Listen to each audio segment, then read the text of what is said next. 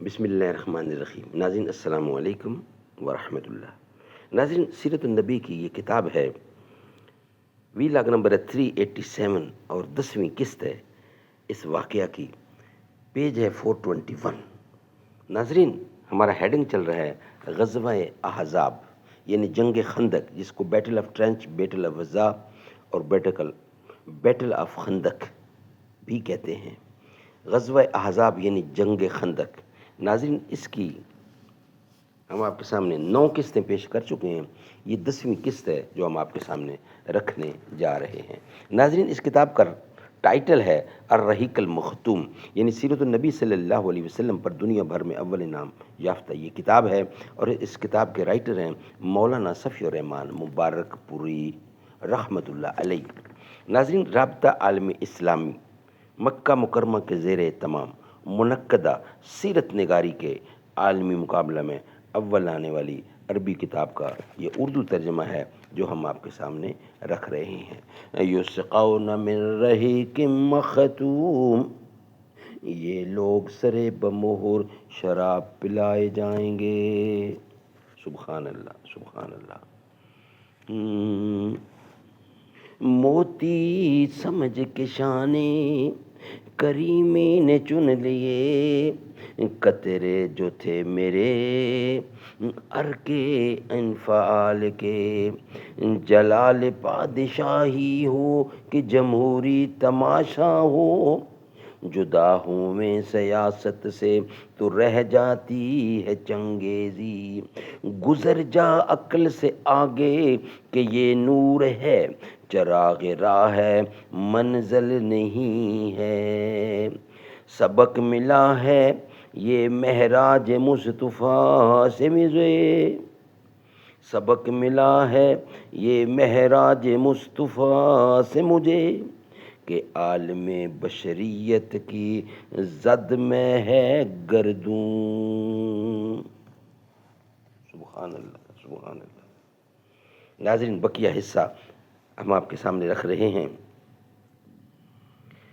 پھر الحمدللہ اللہ کا کرنا ایسا ہوا کہ دشمن ذلیل ہو گئے، ان کی جمعیت شکست کھا گئی اور ان کی قوت ٹوٹ گئی۔ ہوا یہ کہ بنو غطفان کے ایک صاحب جن کا نام نعیم بن مسعود بن عامر اشجعی تھا، رسول اللہ کی خدمت میں حاضر ہوئے اور عرض کی کہ اے اللہ کے رسول، میں مسلمان ہو گیا ہوں لیکن میری قوم کو میرے اسلام لانے کا علم نہیں، لہذا آپ مجھے کوئی حکم فرمائیے۔ رسول اللہ نے فرمایا، تم فقط ایک آدمی ہو، لہذا کوئی فوجی اقدام تو نہیں کر سکتے، البتہ جس قدر ممکن ہو ان کی حوصلہ شکنی کرو، کیونکہ جنگ تو حکمت عملی کا نام ہے۔ اس پر حضرت نعیم فوراً ہی بنو قریظہ کے ہاں پہنچے۔ جاہلیت میں ان سے ان کا بڑا میل جول تھا۔ وہاں پہنچ کر انہوں نے کہا، آپ لوگ جانتے ہیں کہ مجھے آپ لوگوں سے محبت اور خصوصی تعلق ہے۔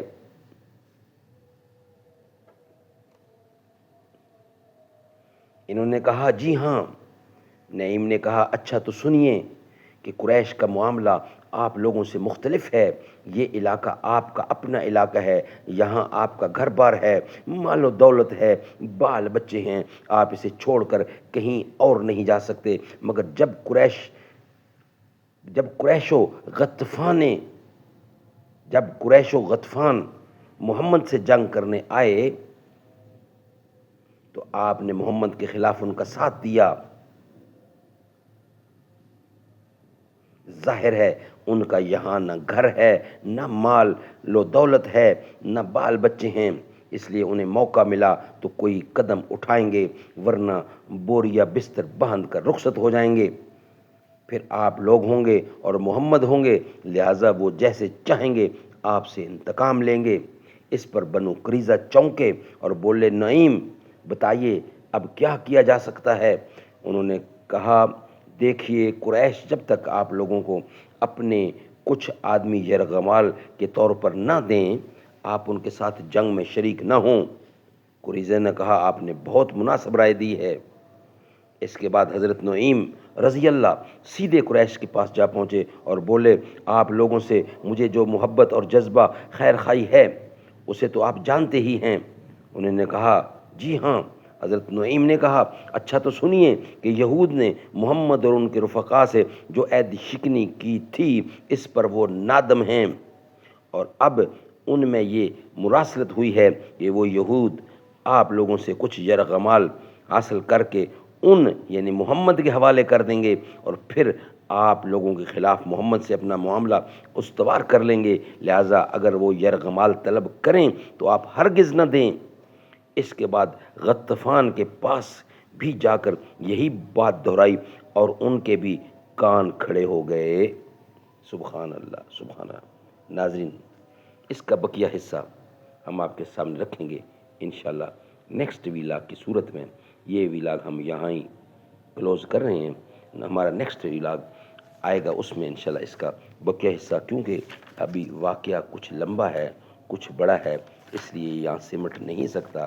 نیکسٹ ویلاگ میں بقیہ حصہ انشاءاللہ ہم آپ کے سامنے رکھیں گے، یعنی ویلاگ نمبر 388 کی 11ویں قسط ہوگی، اس میں انشاءاللہ یہ معاملہ ہم آپ کے سامنے رکھیں گے، یعنی اس کا بقیہ حصہ۔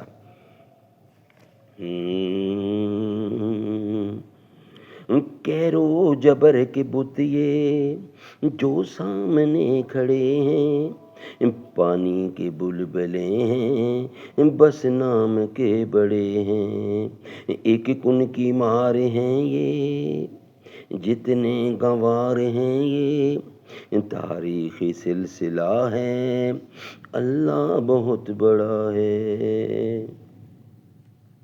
یہ خون بے قصوں کا جائے گا رائے گانا، ہم دیکھیں یا نہ دیکھیں دیکھے گا یہ زمانہ، اٹھے گی کوئی چنگاری آئے گی ان کی باری، قدرت کا فیصلہ ہے اللہ بہت بڑا ہے۔ فرعون اور پانی ہو گئی ختم کہانی، بچوں سے بو جہل کی چھنوائی زندگانی، اللہ کے کام سارے دن کو دکھائے تارے، کیسا حشر ہوا ہے اللہ بہت بڑا ہے، اللہ بہت بڑا ہے۔ گر وقت آ پڑا ہے مایوس کیوں کھڑا ہے اللہ بہت بڑا ہے۔